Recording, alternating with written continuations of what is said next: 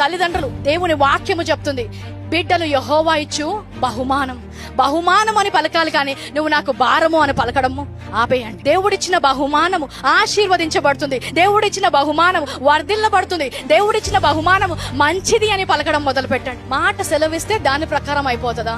ఇది మనము రుజువు పరుచుకుందామని ఒక ప్రయోగం చేశారంట. గాజు పాత్రలు తీసుకొని వండిన అన్నం పాత్రల్లోకి కొంచెం కొంచెంగా వేశారంట. మొదటి దానికి ప్రేమ అని పెట్టారు, ఆఖరి దానికి ద్వేషం అని పెట్టారు. ప్రేమ అనున్న పాత్రకి రోజు వెళ్ళి ఆ శాస్త్రజ్ఞుడు గాజు పాత్రను చూసినప్పుడల్లా ఈ బియ్యం ఎంత బాగున్నాయి, ప్రేమ గల మాటలు పలికేవాడంట.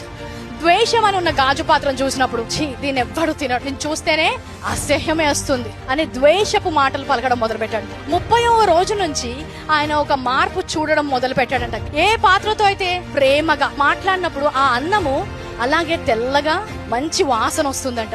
ఆఖరిగా ఏదైతే ద్వేషపు మాట్లాడాలో ఆ యొక్క అన్నము నల్లగా కులిపోయి బూజు పట్టడం మొదలైందంట. మాటలకున్న శక్తి కేవలము జీవుల మీదే కాదు, ఈ లోకంలో ఉన్న ప్రతి దాని మీద ఉంటుంది. అందుకే క్రీస్తు కొండలతో మాట్లాడాడు, తుఫాన్లతో మాట్లాడు, వాతావరణంతో మాట్లాడాడు. ఆయన మాట్లాడినప్పుడల్లా కూడా దాని ప్రకారం అది జరిగింది. నీ జీవితాన్ని నేను సమకూర్చి మేలు చేస్తానని చెప్పిన దేవుడి వైపు చూసినప్పుడల్లా కూడా నా జీవితము సమకూర్చబడుతుందని పలకాలి.